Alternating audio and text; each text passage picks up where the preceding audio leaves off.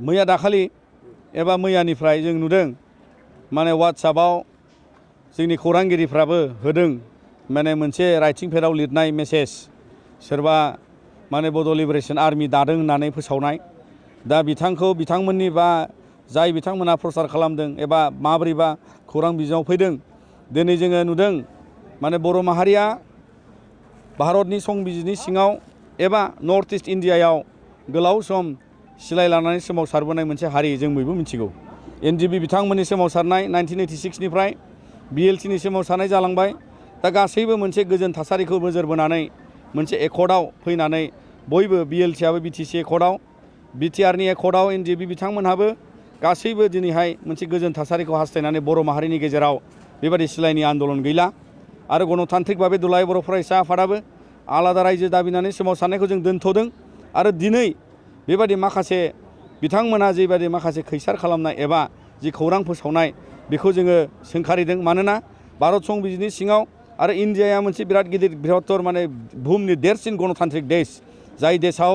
गोबां सिलाय लानानै आन्दोलन खालामग्राफ्रा दिनैबो बिथांमोना सायर' जानांदों आरो दिनै बर' माहारिया दिनै जों सानाखै जे बेबादि जाय बिथांमोना सानदों बे जोबोद गोरोन्थि जादों मानोना बर' माहारिखौ दावगाहोनो थाखाय दिनै गणतान्त्रिक भाबे जे सिस्टेमाव दङ जि सिस्टेमजों जों दावगालांनो हायो बिनि सायाव जों बिसास लाखिनानै जोङो दिनै बिसिम सफैदों दा बिनिखायनो सोरबाया खैसारि खालामनानै बेबादि राइटिं पेडआव लिरनानैनो जुदि आफाद दानायनि फोसावनो हानाया बेयो जोबोद दुखुनांथाव मानोना बिथांमोना नंखायबो जानो हागौ दिनै जों दुलाराय बर' फरायसाया बेखौ सानदों मानोना गोबां सुबुङा दिनै बर' माहारिनि गेजेराव मोनसे कालचारजों फैनाय आन्दोलनजों फैनाय होननानै बिथांमोना बेखौ एडभान्टेज लानानै डिसएडभान्टेज सिचुएसनाव बिथांमोना बेबादि फोसावनानै रां खांनानै जानो नागिरनाय मालाय जोंनि हारिखौ खस्थ' खालामनानै आबादारि एबा गुबुन गुबुन बिथिंजों दिनै रांखान्थि बिथिङाव दावगानो नाजानाय सुबुंफोरखौ रां दाबिनाय बायदिसिना सोमावसारनाय नामाव दाबिनाय सिगिनाय सख'नाय गोजोन गैयै थासारि मोनसे लाबोगोन बेखौ जों नुहुरदों आरो बिनिखायनो जाय बिथांमोना बेखौ सानदों बियो जोबोद गनायथाव नङा आरोबाव बियो जुदि नंखाय मारब्ला बियो बिनिफ्रायनो बन्द' जानांगौ मानोना बर' माहारियाव फिन बेबादि सोमावसारनांगौनि थाखाय गोनां दं होननानैबो जों सानाखै आरोबाव बेबादि सिलाय लाग्रा आफाद जोनोम होनानै माहारिया जुजिलांनांगौ दं होननानै जों सानाखै मानोना डेम'क्रेटिकेलि इन्डिया बिराद साउन्ड इन्डिया बिराद स्ट्रं आरो दिनै इन्डियान मिलिटारि एबा इन्डियान पुलिस आसाम पुलिस बा गुबुन गुबुन बिथिंजों ल' एन्ड अर्डार सिचुएसनखौ नायनो थाखाय दिनै बिथांमोना जोबोद सांग्रां आरो बिनिखायनो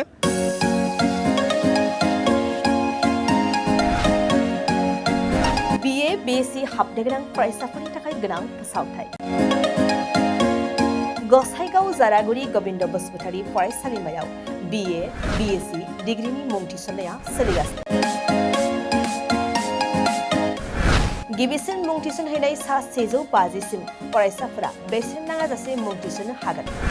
150निफ्राय 200 सानि गेजेराव 75 जौखोन्दो रेहाय 201निफ्राय 250सिम 50 जौखोन्दो रेहाय आरो 251निफ्राय 600नि गेजेराव मुं थिसननायनि रांखौ 25 जौखोन्दो रेहाय होनाय जागोन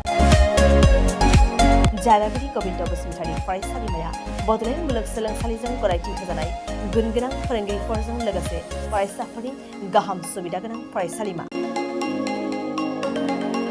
बड', इंराजि, एसामिस, political science, history, economics, education, philosophy, sociology, geography आरो मेथ्स आयदाफोरखौ लानानै फरायसाफोरा बे फरायसालिमायाव फरायनो हागोन लोगोसेयैनो फरायसाफोरा लाइब्रेरिनि सुबिदा extra curricular activities career counselling सांग्रांथियारि हाबाफारि रिविजन क्लास लोगोसे स्पोकन इंग्लिश सेल्फ डिफेन्स आरो कम्पिउटारनि उफ्रा सोलोंथायबो लानो हागोन गोनो गोथो मोनदोंब्ला दानो 9706680878 700227199 आरो 7002131754 जानबुं अनजिमायाव जगाजग खालाम college website www.gbcj.edu.in email ID